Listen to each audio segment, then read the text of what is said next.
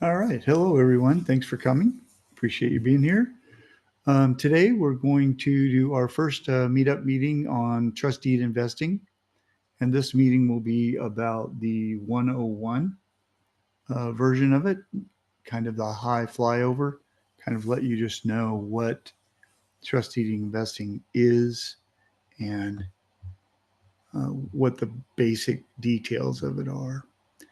Um, I'm really thankful that you're here. I just let me give you a little bit of a while we're waiting for maybe anybody else to come on board. Give you a little bit of background about myself. I've been investing in real estate and involved in real estate for almost 5 decades now. It's coming up on quite a long time, and I basically started this meetup to kind of start sharing back all that experience because at some point here I'm not going to be around anymore, and I'd like to pass it on to someone else to use the information that I've collected. So that's what I'm going to talk about. Hi, Amanda. Hi, Amanda.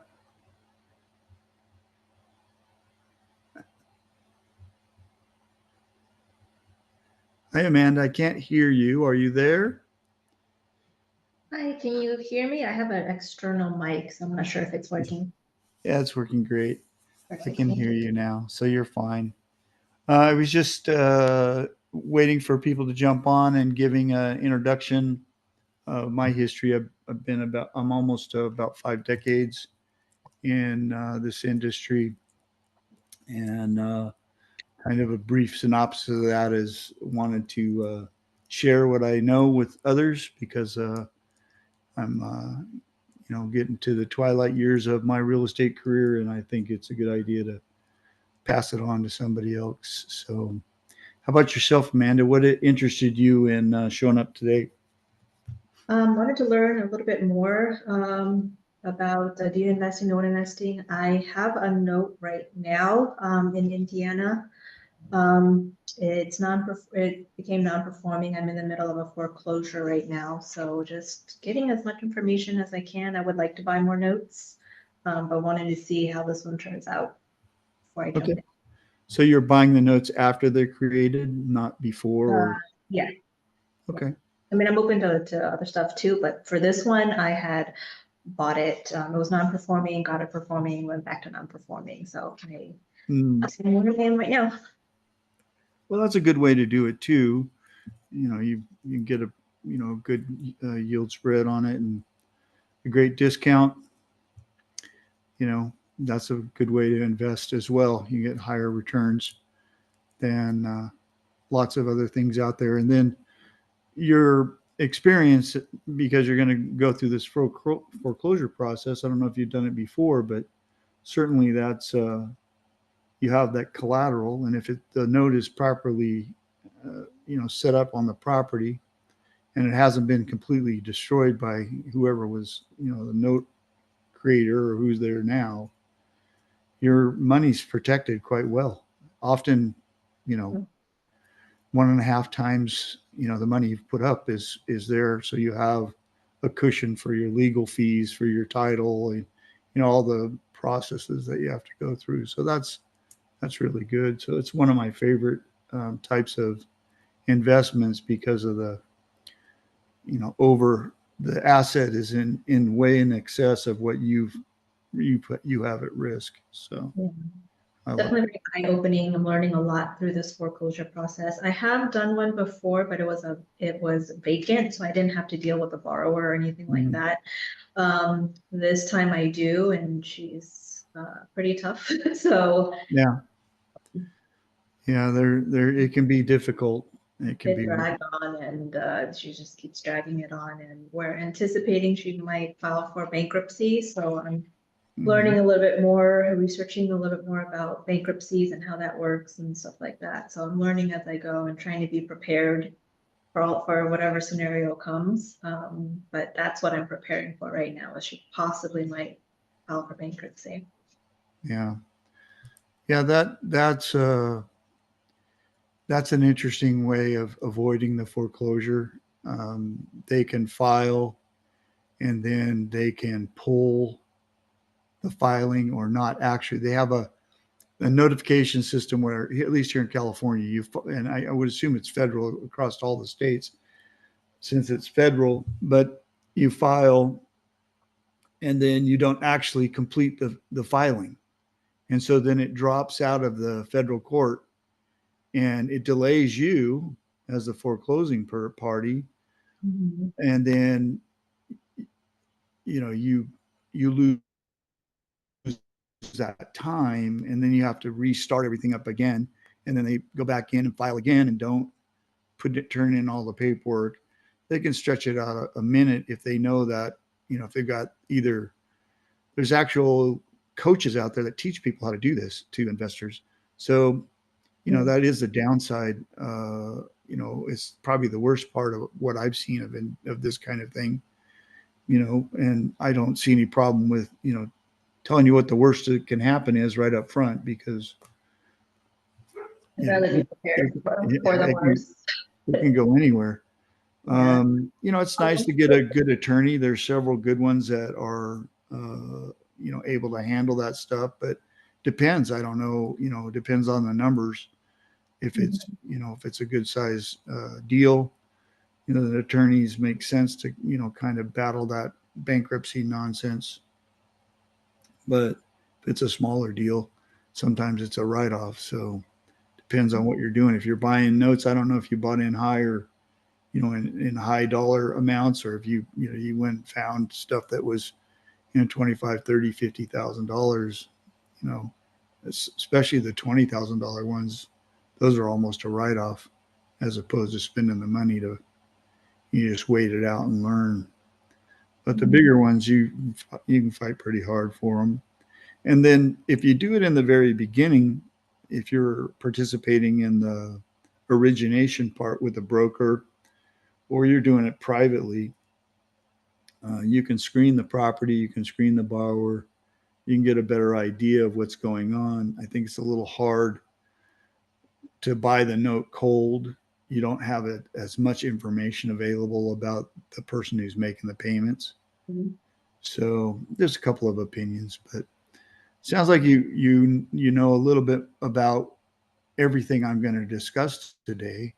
Um, I would encourage you to, ask me things that you want to hear about.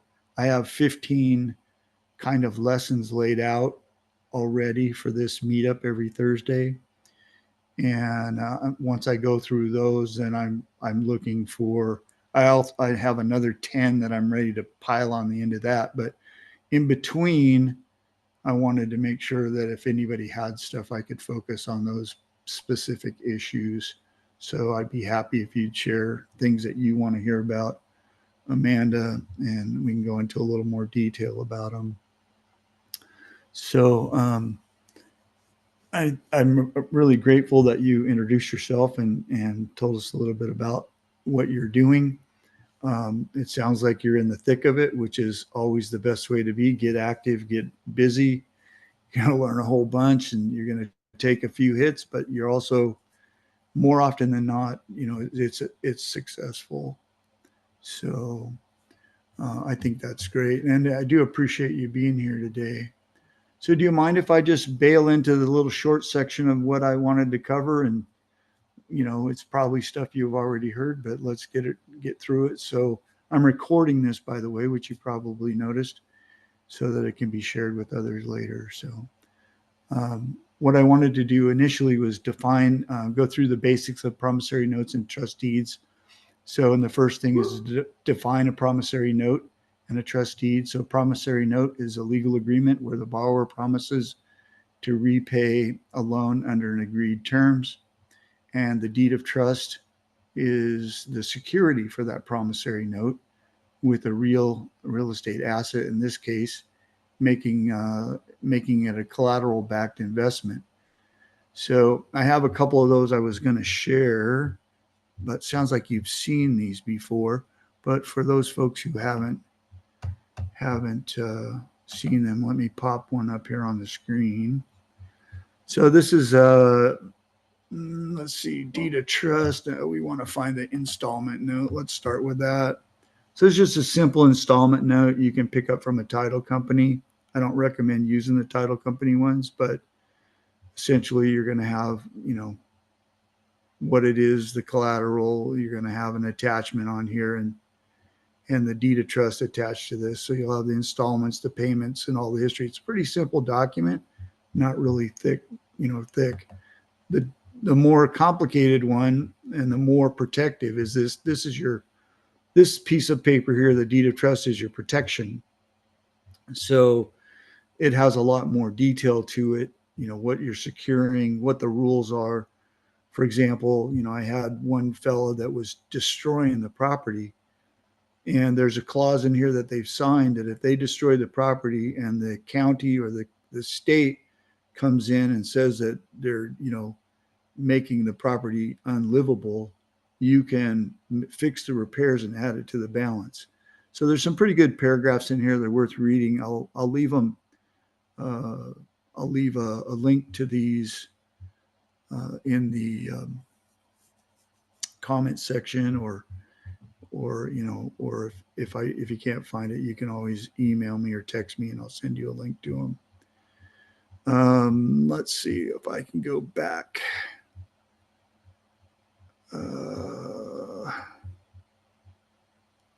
Here we go.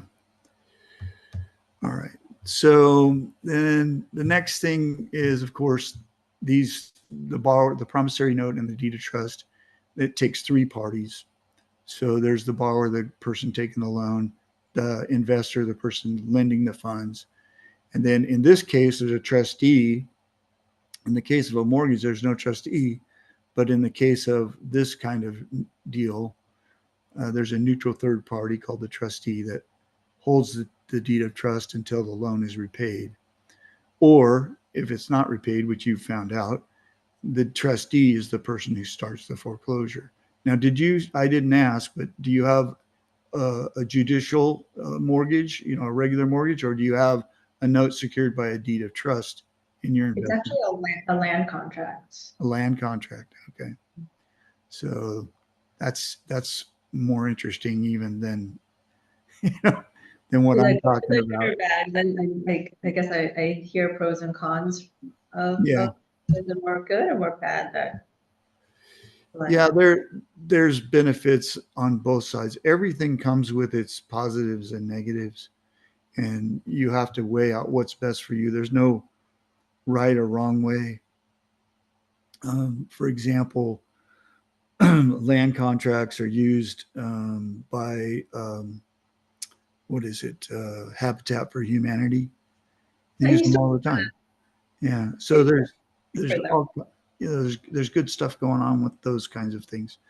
And then there's also, you'll talk to other people, the risks are too high, and it's everybody's tolerance.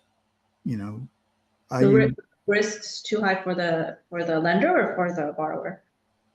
uh, for either party. You'll hear some people say that the risks associated for either party are too high, and that you should wait and do a flat transfer of title instead of a contract like that. So it's just different.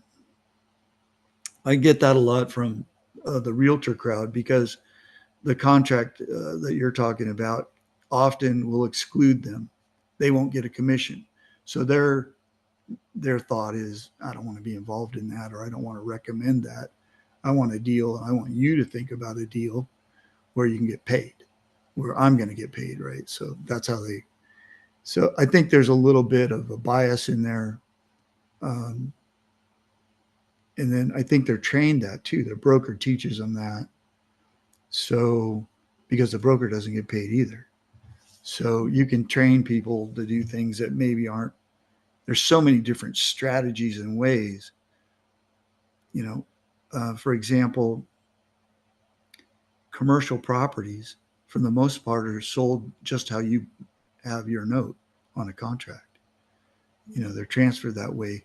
On the smaller commercial mom and pop size properties, there's no financing for them anywhere. So and a lot of people will give a better set of terms for a purchase of a property through a contract than they could get from like a hard money or a private money lender. And that's why it ends up going that way. There's a lot of transfers. And you'll find a lot of those in groups that do not have bank accessibility. So when I was younger, there was a lot of groups that couldn't get bank loans. There were things called redlining, things that are illegal but are still done. People are people. They do stuff they're not supposed to do and try and get away with it, think they're going to not get caught. Sometimes they do, sometimes they don't. But that put the particular ethnic groups in a place where they had to come up with a way to trade properties with each other. And then you'll find that in some areas that are more depressed areas, you'll have these contract type things going on. So it's an interesting mix of all the types of things that are going on. There's so much variation and so many different ideas. A lot of things are legal. A lot of things have, inherent risk, some more than others. The best transaction is cash, an exchange through an escrow company, boom, boom, it's over with. But even now, in the last 5-10 years, we're starting to see a lot of title fraud. And so there's other things that are coming up where there used to be, it was no big deal. You went through the title company and title fraud was unheard of. But now where people are getting more creative. So a little more risk, but education is your weapon. Education is your tool to keep you safe and get you out of those trouble spots. See, we talked about the three parties to the transaction. Basically, the way this whole thing works is the property becomes collateral for that loan. And we talked about it in the intro early when we were meeting each other. In this particular kind of deal, the ones that I do, the trust deeds and promissory notes with a deed of trust, the equity is we insist that there's a 35% equity in the property from value to the loan amount, which gives the security, the real estate itself has more value than what you're loaning against it. So that's your cushion. So that's a big thing that I like to see in these kinds of transactions. Give yourself some room. The borrowers are always, oh, give me 70%, give me 75%. The other guy's giving me 90%. I hear this all day long. Look, we just do it this way. If you don't want our money, go to the other guy. And so I have a friend who was doing this when I was 16. His rate when I was 16 was 12% and 2 points for hard money, private money. He's been doing it for over 50 something years now. His rates today, 12% and 2 points. He hasn't changed anything in all this time. It's exactly the same deal through all the cycles, up and down. And he's a guy that you call for a deal and he invests. Let's say you need $10 million for a construction project in Las Vegas. You call him up, he goes, yeah, I got it. 12% and 2 points, 6 months, boom. He built a big stack of cash doing the same thing over and over and over again the right way. Very smart, very intelligent, very nice, pleasant human being. Not somebody you can take advantage of, but a pleasant man, really smart. So let's talk a little bit about the life cycle of these trustees. That's my point 3 here in my outline. The loan needs to be originated. This note needs to be originated. So initially a borrower will seek a loan. There's some terms that are agreed upon. In private money, we're doing 6 months to 12 months, sometimes 24 months, but not regularly over 36 months at all.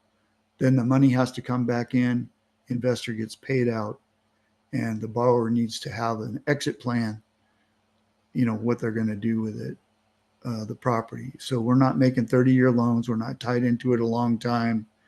It's a short-term fix. And that makes it, it rolls over and over and over.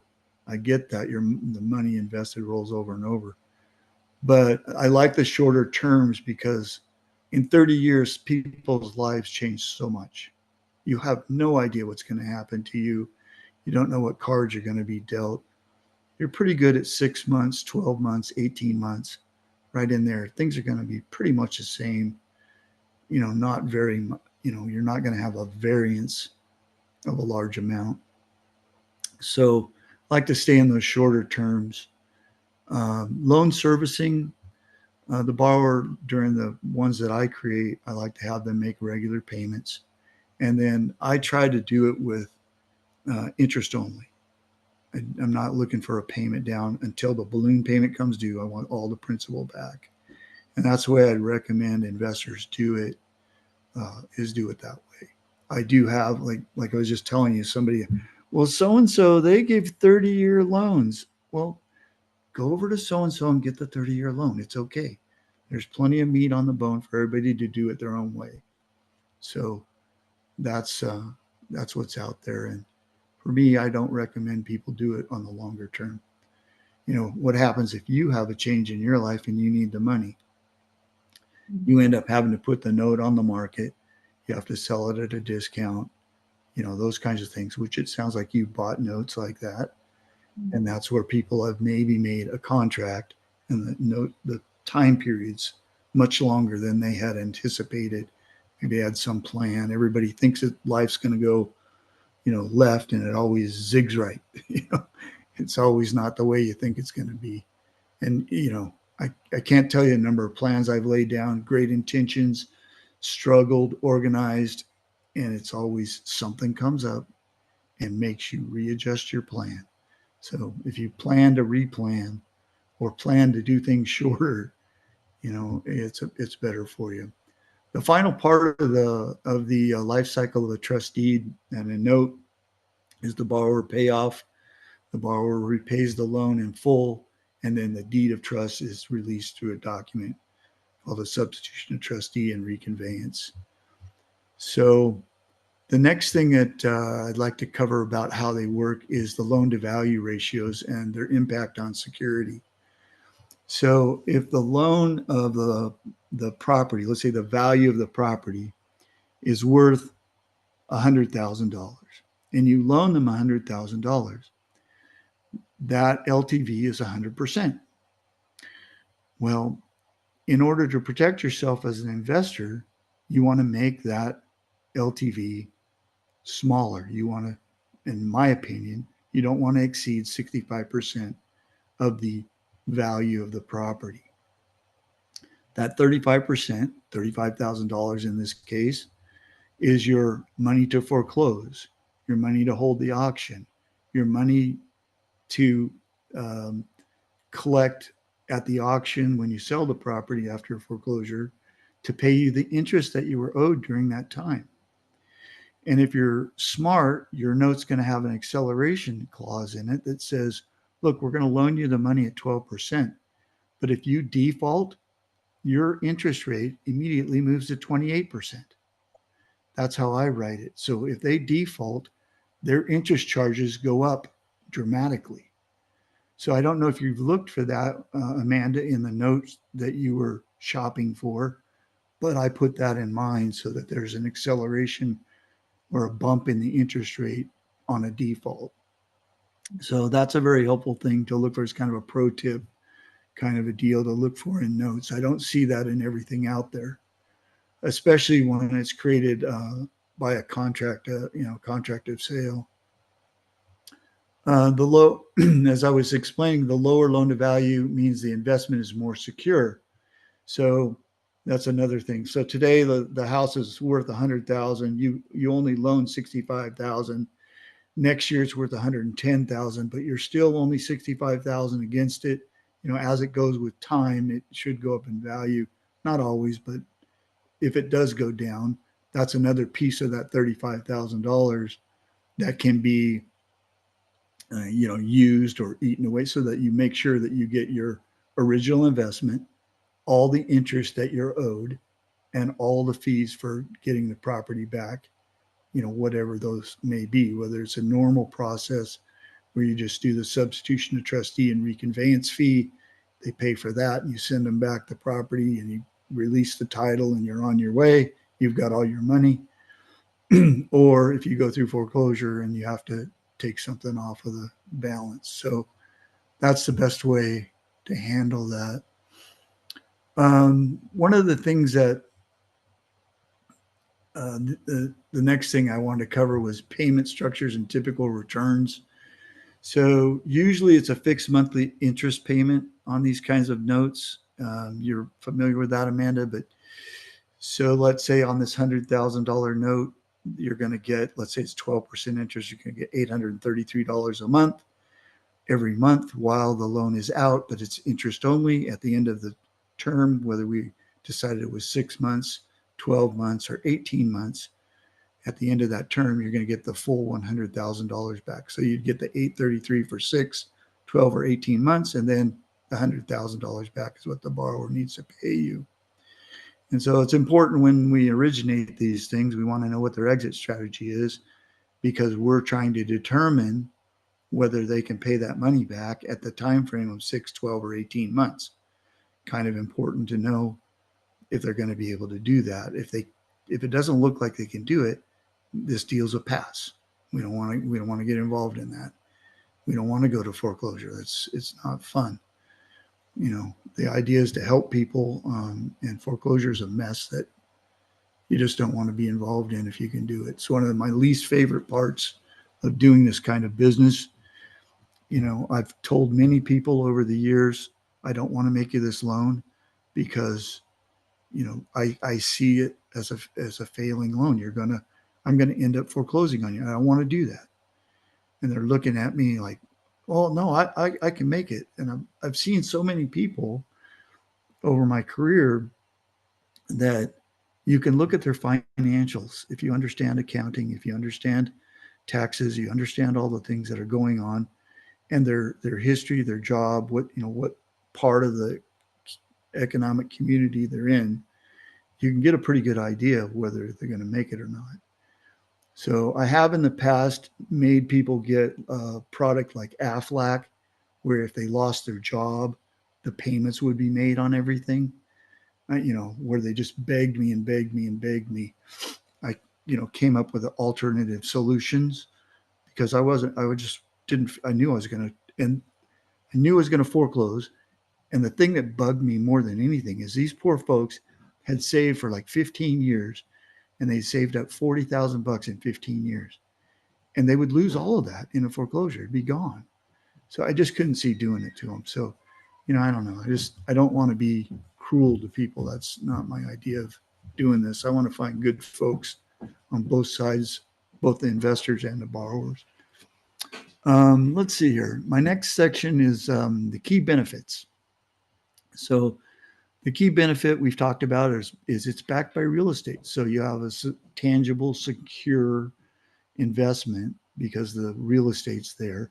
And like I said, we're going to be smart about it, and we're only going to loan or have an investment where the property is worth way more than the value that we've invested in the note. The returns are predictable. So let's say you buy a stock or something like that, and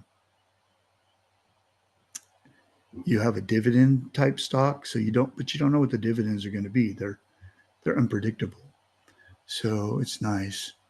You know exactly what you're going to get. Like in this scenario, $833 a month on a $100,000 investment. That's going to be your profit every month. Let's go on to the next thing here, flexibility. This is another one I like. The investors can choose investments tailored to their risk tolerance. So um, there's first trust deeds and there's second trust deeds. Second trust deeds are going to be higher risk, more danger. You can still be under the 65% loan to value, but let's say this time it's $1 million loan and or $1 million property. They have a $500,000 first, and you want to loan them the $150,000, which would bring them up to 65% loan to value. Now, if they'd stop making payments on the first as the holder of the second, while you're foreclosing, you have to make all the payments on the first, or they could foreclose on you, and you would lose every penny you put into the deal. You want me If to you're say the that? second, You want me to say that again, Amanda? if you're in second position, is If that what you're you're in second position. So the way it works is the first to record is the first in right to recover from the sale of the asset. So if the first records first and the second records second, the first is 150. The second, let's say it's our second, is 150. They stop making payments on the first, but they don't tell us. That's okay because we do a document that we get notified if they stop making payments. So we can make those payments up. So we have 150,000, but we're going to be making payments on a 500,000 through the foreclosure process and paying that lender off so they don't foreclose and take away our 150. So that's a much higher risk than if you have a first position loan. So you have to be prepared if you're going to invest in a trust deed and you're going to pick a second, you have to be prepared to pay the first if it goes sour. So you want to think about that before you choose that kind. So the point of this section is you have the flexibility to choose between these kinds of things. You know, you can always say, I'm only going to do firsts. I'm only going to do this kind of property. Like right now, office buildings are taking a beating in the commercial industry. I'm not going to do any commercial properties.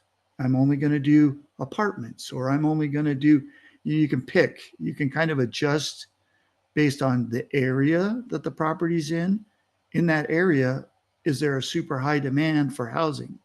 Is there a super high demand for industrial? Or is there a super high demand for office? Those things all change, or retail. So you can kind of get an idea.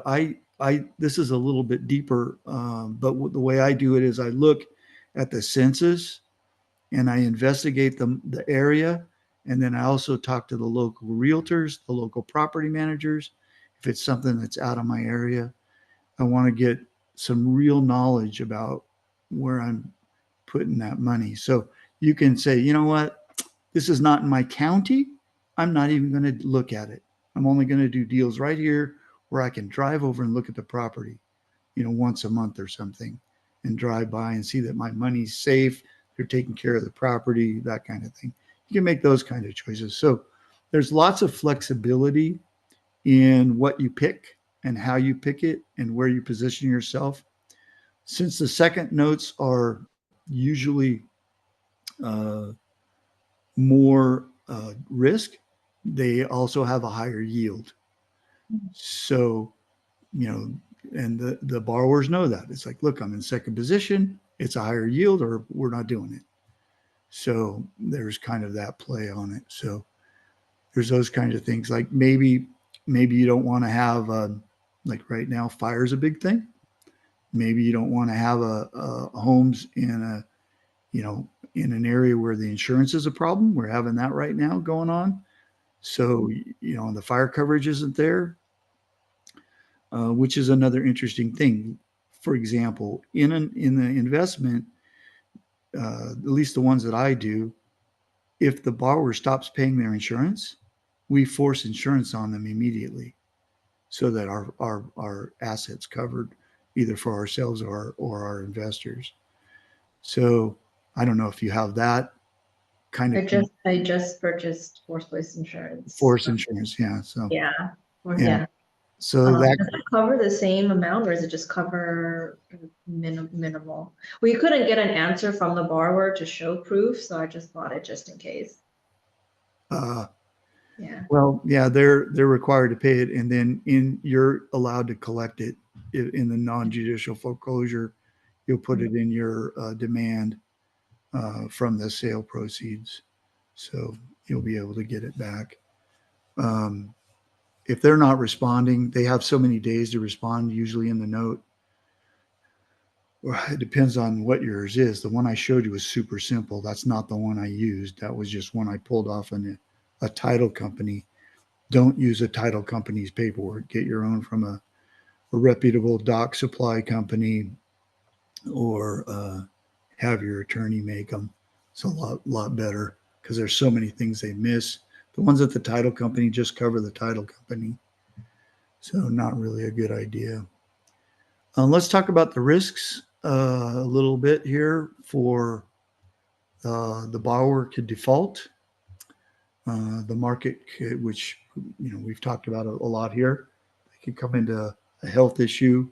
They could come into a loss of job. Um, I'm seeing a lot of that where AI is replacing a lot of people. It looks like the numbers are 2,000 jobs are being shrunk into 250 jobs with AI, which is mind-boggling that you can do that much more with it. But I use it all the time, and it's amazing. It's increased my productivity a whole bunch. I'm really excited and happy about it. But I think that's going to make for less jobs in the whole market overall. So they could lose that way. Other things could happen: political stuff, fires, natural disasters. Those all could have a cause a borrower to default. Um, the other thing that could happen is the values could go down, which we talked about a little bit before. I haven't seen that happen very often in my 50-ish years, but there's a couple of times where the values went down in different neighborhoods. Not all neighborhoods have gone down. Sometimes they do. It just depends. And then some come back, and then like we had that thing in 2008. It took a while for things to come back. That was a pretty tough kick. Foreclosure process. If the borrower defaults, recovering your funds through foreclosure can take time and incur costs. So those are the risks. Your mitigation strategy is your due diligence on your credit, your borrower's credit worthiness, and their financial stability. On the intro, when you're buying a note, that's not as easy to get at. We mentioned that. The low loan to value ratio, if we can get anything under 65, if somebody comes prancing in and they own their property free and clear and they only want to borrow 25% of it, I don't know how fast we can get the paper put together. They've got $3 for every dollar they're borrowing in protection they're offering. That's a good deal. So the lower you can get it, the better. And then the last thing in that section of risks is proper evaluation of the value. I, I can't stress enough educating yourself on how to value properties, all kinds, commercial, all the different kinds of properties, residential, they're done differently. And so buying some textbooks on how appraisals work, both commercial and residential, or just, YouTubing it until gone through enough of them that you understand that a commercial property is based on the income that it produces, that a residential property is based on what other properties like it are selling for. So two different approaches. One's an income approach and one's a comparison approach.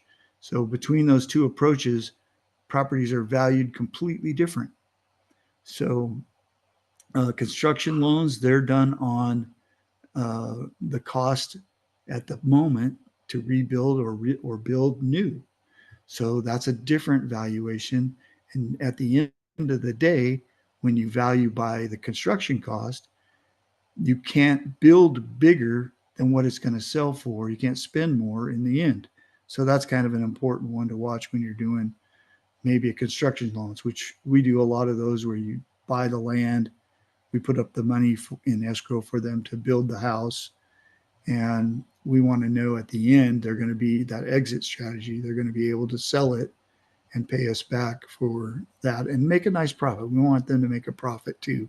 We want everybody to win in the deals that we do.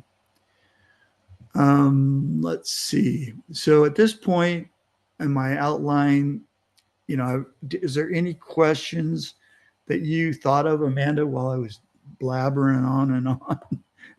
Yeah, well, you just mentioned the valuation is, what is more accurate, the appraisal or a BPO? That's a great, yeah, that's really a great question. So it's going to be based on the knowledge of the person who provides the document. How Mhm. good are they? So let's say, for example, it was a brand new appraiser who's been apprenticing for 2 years.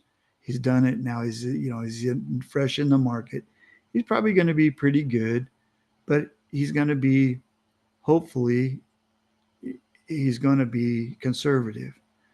But you could have a guy like me who's been doing it for, up to almost 50, 5 decades, and I'm pretty spot on with my values too. So it's going to depend on the person. I suggest that you learn how to do this for yourself. I mean, when you go to the auction or you go anywhere, you determine what the value of some object is you're going to buy before you make your commitment on it. And ultimately, it's up to you. Now, in my case, people depend on me on my opinion of value, but I also I also have an appraiser do the evaluation as well. At the end of the day, what I think it's worth is what I go off of, not what the appraiser says. The example that people like to give currently is in 2008, appraisers were fibbing on their paperwork. The BPOs were fibbing on their paper. They weren't being truthful because they wanted a deal. They needed a check. The market had gone, everybody was just, excuse me, like pigs at the trough, just slurping down all the food they could get, picking up all the money they could get. So it's really incumbent that you take this upon yourself to study it and figure out for yourself. Um, I know people do it all the time. They just trust others. Um, I I've never felt comfortable with that. I've always wanted to know on my own. So I studied and got competent in understanding the intricacies of appraisal, both commercial and residential, so that I could feel comfortable. In the beginning, you might have, you know, you might have to, because you don't know, you might have to, I don't know what your case is, man. I'm not assuming you don't know, but if a person's starting out, they might have to take an opinion of value from a BPO or an appraiser. It depends on, if they've got any. Hopefully, with an appraiser, the idea of an appraiser is they don't have any skin in the game, and hopefully your BPO doesn't have one either. But one of the things that you can do to protect yourself is like, look, I'm just going to do deals that are 50% loan to value.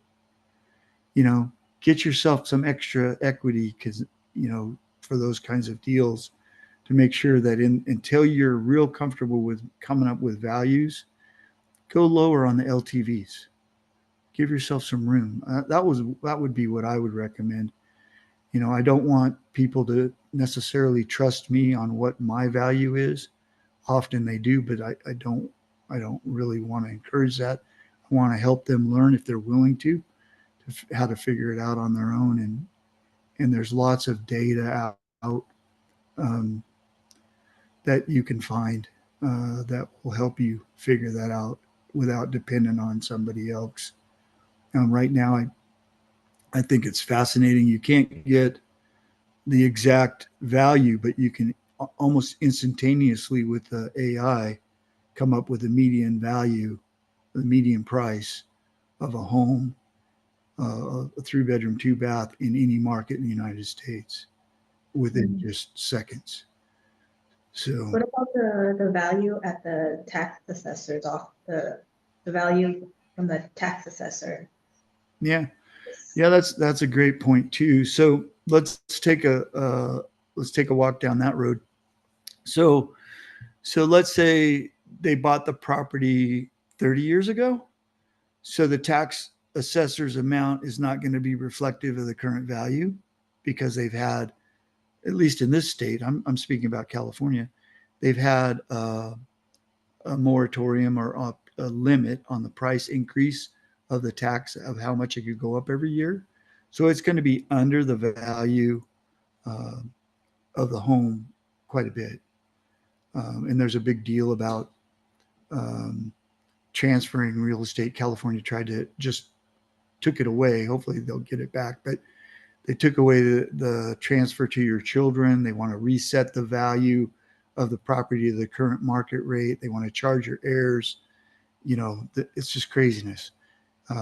So there's battles going on about that, but it depends on the timing. So if they bought it last year, there's a pretty good chance that it's the appraised value plus whatever the inflation rate was for the last 12 months.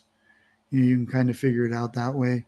But the much older ones, where it's been on there for 20 years or something, that's not a really good way to, you won't be able to figure it out from that value. Could you use an older one like that and say, well, that's the value I'm going to use, the assessor's value, and I'm only going to do 65% on that? I think that's possibly a pretty safe play because you know there's been some inflation in value and you're limiting yourself to 65% of that value, which you know is low, going in, unless it's just been in the last year or so, and there's been no downturn in that market. You want to look at that too. But yeah, I don't necessarily use that. That might be the first 4 or 5 minutes of looking at a deal. The assessed value. Kind of really a quick look to see if this is something I'm going to want to dive into a little deeper. So I think that's a great idea to look at that number for that reason. So you'll know right away, the person's telling you they want to borrow $100,000. The assessed value is 35,000. Probably not going to pencil. You know, they're way over. So if you gave them 65, you'd be upside down 35, or 30. You could use it in that fashion to do a really quick number check, but I wouldn't say that would be a safe way to go, because ultimately what you're thinking about when you're doing this is, if I have to sell in foreclosure at an auction, all the people standing at that auction are trying to buy at a discount. They're trying to buy it cheap. So is it going to sell, at this appraised value, whatever? Most of the time when I go to the auctions, that doesn't happen. Um, it'll come in close. The most I've seen at an auction is about 80% of value, um, which is another thing to think about. That's another risk. Maybe I should add that to my risk things here. When you do foreclose, it's going to be not 100%. I haven't, you know, I've heard of, but I haven't seen some in the Bay Area here in San Francisco. I'm in Northern California, in San Francisco, where they do pay over the appraised value there, Mm. because there's just nothing to be had. I feel like California, you can't base anything on California. We're Well, just we're just odd. yeah, it's the game that I play. So, so And yeah, then why is Zillow and all of like Redfin, why are those so off? I notice those are always really high. yeah, yeah. So I think my opinion, I just have an opinion of it. I don't know for a fact. But I have an opinion of it is that the algorithms that they build are generalized. They're not specific enough to do a specific neighborhood. They're doing a specific MSA. So, like I said, on a AI, you can get a median price in a market, but it's an entire MSA. Let me give you this example. Imagine you watch the evening news and it says tomorrow it's going to rain, and it's going to rain very hard. But you want to go for a hike tomorrow, and you decide not to go because the newsman said it was going to rain on TV. Well, the newsman on TV, he's very general. He's covering a 300-mile circumference of his radio or his TV station. So he's trying to make sure that everybody in that circle, he's given him the best forecast for that big circle. But if you go to the National Oceanographic and Atmospheric website and put in your zip code, you can get the weather for your exact location. And may be no rain while the guy on TV is saying it's going to be pouring for hours. So it's kind of like that. You know, I think they're a generalized large overview of a large area is the best they can do right now. It may change with their algorithms, with the way they've written to come up with values. Does that make any sense to you at all? This is just my opinion. I don't Yeah, know. I just noticed that it's sometimes the real value is like half of what it says on Zillow, and I think that Or it's high. It's ridiculously high yeah. for the neighborhood. They're both directions. And the rent's the same thing. You know, the rent numbers are off too. If you're in a market, you know, like I have 109 rentals. You know, if you're in a market, you're going to know what the rent is, what people are paying. You're going to, you know, Yeah, you're that's what I meant. The real value is half of what Zillow is. So Zillow is way. So might whenever I look at a Zillow estimate, or his estimate, I just cut that in half oh because that's smart. You know, you can't depend on them. It's just not reliable. Sometimes it's high, sometimes it's low. And I don't know. I think I it really tends to don't know. be higher, ridiculously higher than what Yeah, what it really is. yeah, yeah, yeah. I've seen both, but yeah, most of them I would agree. Most of them are the higher number, and they use three. I think they use three metrics to track it in their little algorithm.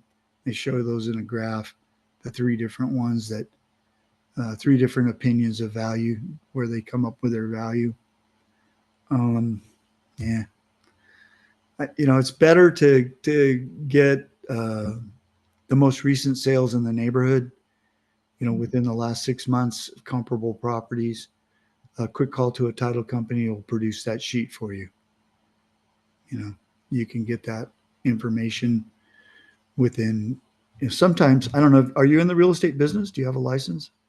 I do have a license. I've had it for a while, but I don't sell or practice. My most recent job was actually with Habitat for Humanity, so we did all aspects.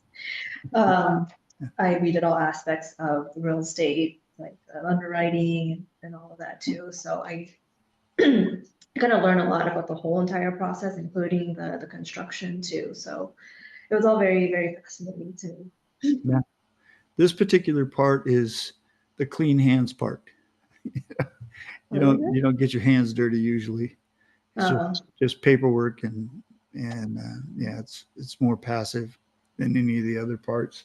I've done all those parts: building, construction. Yeah. Any other questions?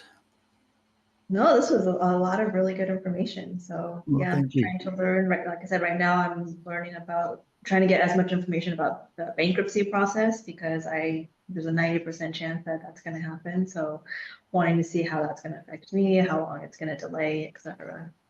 Yeah.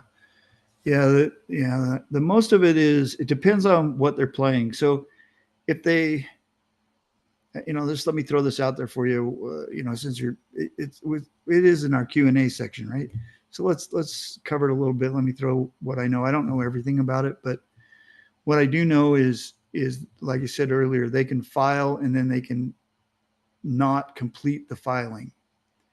And so what that'll do is that'll drag it out. If they file and they complete the filing and they go and have their hearing and they have bankruptcy, that's great because it's only going to be, a delay of maybe 3 months, 90 days. If So they, yeah, that's a long time, but yeah. But that's better than the alternative where they file it and they don't finish. And then you have to go in and file a claim to get it, get your foreclosure started back again. I don't know exactly how it works, but there's a process oh, that you end up there where you've got to restart it, get the restarted after the bankruptcy because they didn't file it. Does that make sense? so how would I know if they don't complete it? Like, would bankruptcy court let me know? And I'm just confused on how I would know what the process of everything Yeah, is. that's a great question. I don't know the answer to, but if I was looking to try and solve it, I definitely would ask ChatGPT or chat some AI bot, thing, AI deal. Oh, I think And Google is AI now, isn't it? what's that? At Google, every time I type something into Google, it automatically comes up as Oh, AI. oh, with Gemini? Yeah. Well, I don't use Google as much anymore because the chat thing, it was $20 a month and it's super good. And then I compared it to Claude and there was a whole bunch of models out there. So I compared it to all them and I'm comparing it now to Elon Musk's model with X. The X1 is Grok, Grok model of AI. So on my phone, that one, is on my phone. It was easiest to set up on my phone. So I use that one there. But I would ask those questions. I would also, uh, yeah, So I I would would just, have to I think start that, over again. So sorry? I would have to start over again. So let's say they No, bankruptcy, no, you don't I have to start start over. They've, the foreclosure they've done process. is they put a stay on you. And it's coming to my head now. Sorry. Uh, they put a stay on you. The bankruptcy puts a stay on the foreclosure process. So since if they don't file, then you're going to request the court remove the stay, so release a stay. And so once that's done, then the foreclosure process immediately, and you can get it immediately. If they don't file, you have to file a document with the court that they didn't file in the proper time frame and give me the release of the stay order that the judge has put on. Because what you do is you go down to the bankruptcy office, whatever it is, the federal place. You just file. So that day you can say, "Hey, I'm going to file. I don't have all my paperwork done yet, but I'm just going to file today." And you put the paperwork in with the clerk, and the court will issue a stay on your foreclosure just on them filing, where they haven't even done the paperwork, and then they have 30 days or 60 days or something like that to turn in all this paperwork so that the hearing can be set for the bankruptcy. Well, if they don't turn that paperwork in, then you can request, and they have a time limit. If they don't do it in a certain time limit, and I don't know what it is, then you can have a relief of the stay requested for the bankruptcy court, and then the foreclosure just resumes. That's my understanding of it. Does that make sense? You don't have to refile everything. You're just being asked, "Hey, Mr. Creditor or Miss Creditor, stop while the bankruptcy court looks at this and decides what to do." And if the person who filed doesn't file all the way, then that's one of the delay strategies that people use. And then you'll have to go in and immediately request the stay be lifted. I think that's how it works. What's the likelihood of somebody getting approved for bankruptcy? Is it pretty, like most people who file Yeah, get everyone approved? gets approved. Yeah, everyone gets approved for it. You're asking for debt relief, so they can get approved for it. But it doesn't necessarily apply.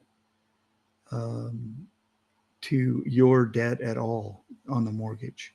That's usually not the case. What'll happen is your mortgage will be paid first, and let's say they have a homestead or something like that, then you'll get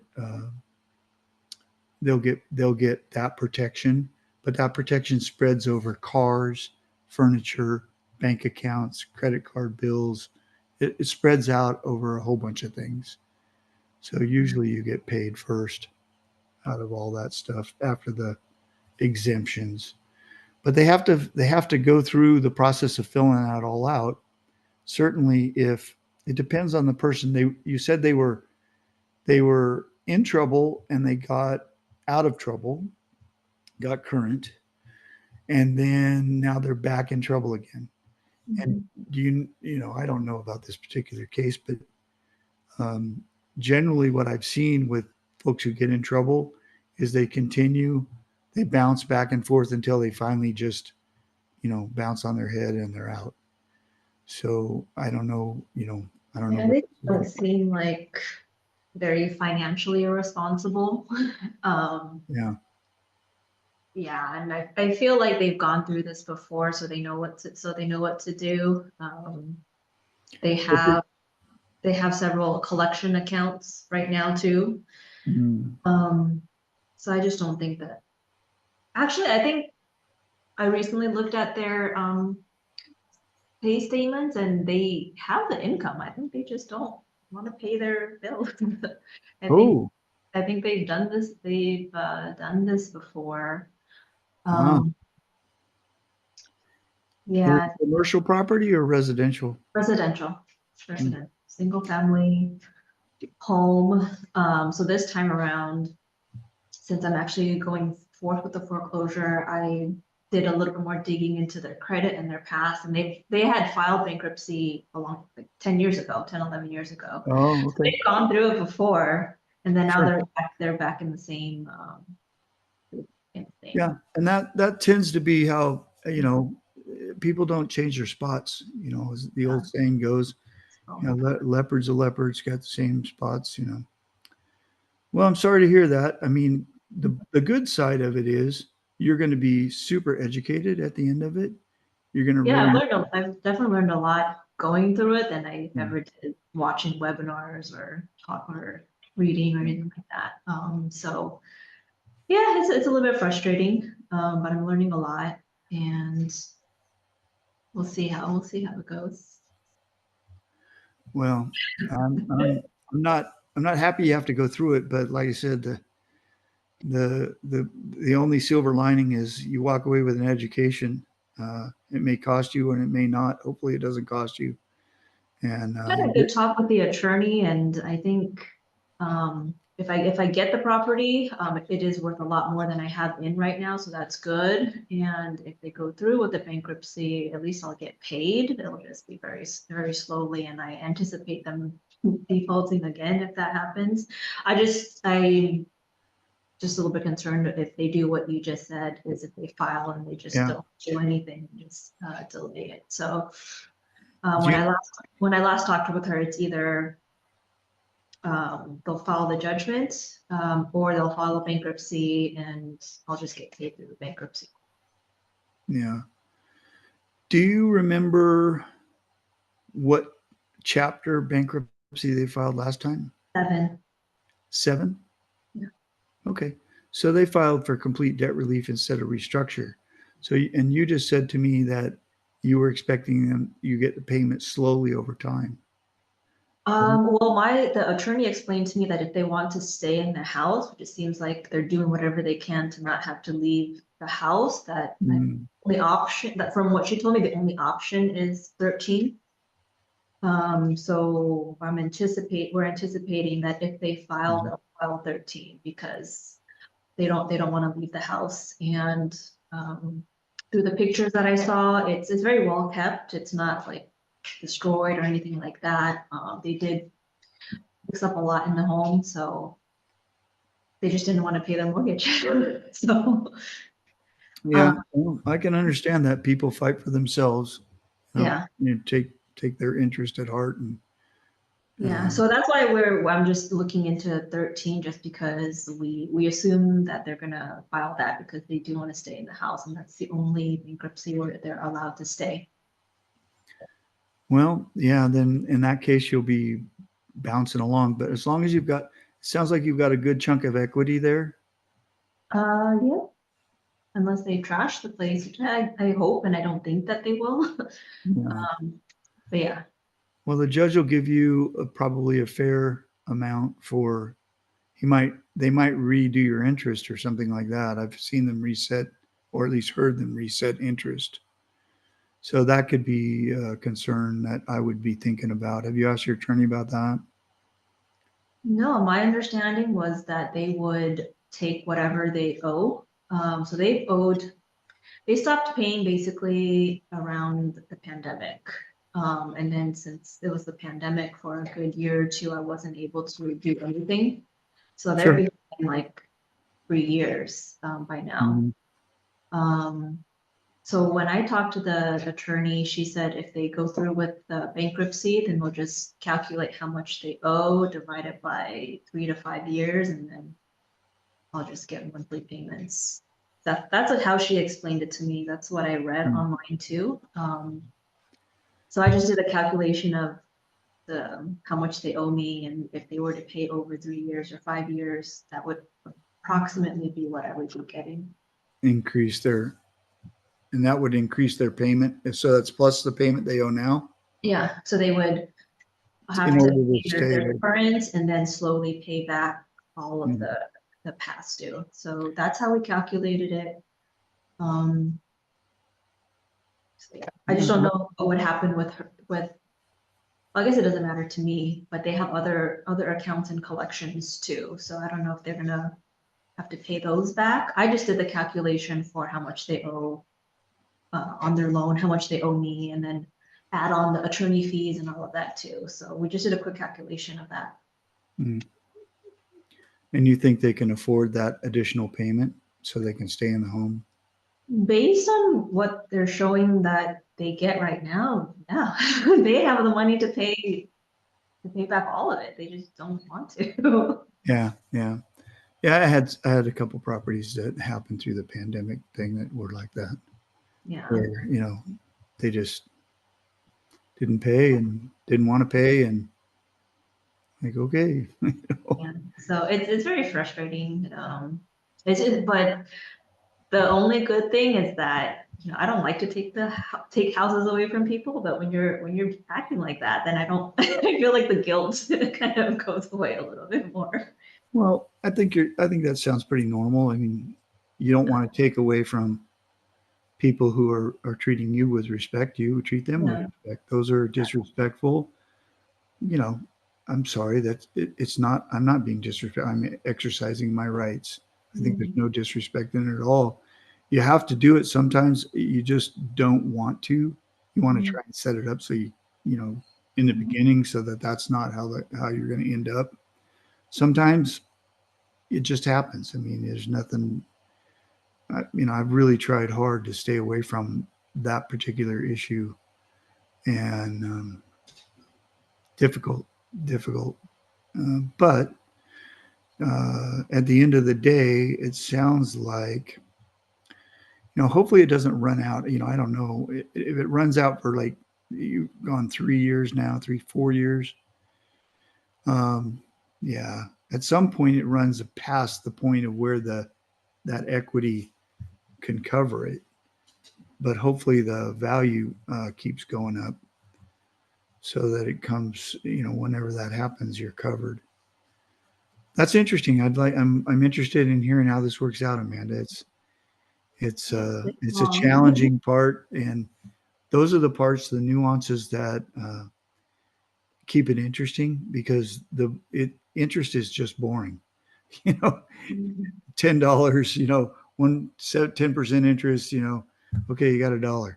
You know, that part's just super boring. But it's all these little intricacies that make it interesting for a career out of it, that kind of thing. Yeah. Um, so for the recording, I'm going to do a quick recap. So we did a little welcome introduction. We did some basic promissory, the basics of promissory notes and trust deeds. Then we covered how trust deeds investments work. Then we did some key benefits of trust deed investing. And then we did some potential risks and how to mitigate them. And in the Q&A section, we went into some really good stuff, high-end level stuff. I really appreciate that. So my goal is to, slowly build this group, or fast build it if it'll happen, and just kind of have discussions and bring in a more deeper, a more focused. Next week, I plan on bringing a more focused area to talk about, and try to help each other and kind of build a little community and see what we can't do to transfer some knowledge around and help others. So I'd welcome you to come back again if you'd like next Thursday at 4, and we'll see what we can do. Is there anything else I can do for you before we sign off, Amanda? This was great. I got some good one-on-one. Well, it's somebody, yeah. It's hard to find people who are doing your thing, right? Yeah. Like if I can go to all my family members and say, hey, I want to go for an 8-mile walk, and they'll look at me like I'm crazy, So it's hard to find hikers. It's hard to find your people. So Yeah. I'm glad to find you and happy to learn more from you. You'll see my phone numbers there on the corner of the screen, and Yes. and my broker numbers there. So if you have anything you want to talk about, give me a jingle, and then I guess we'll call it a day. And thank you so much. Really appreciate it. Thank you. I think we had a great time. For setting this up. Yeah, no worries. Take care, my friend. All right. Have a good day. Take care.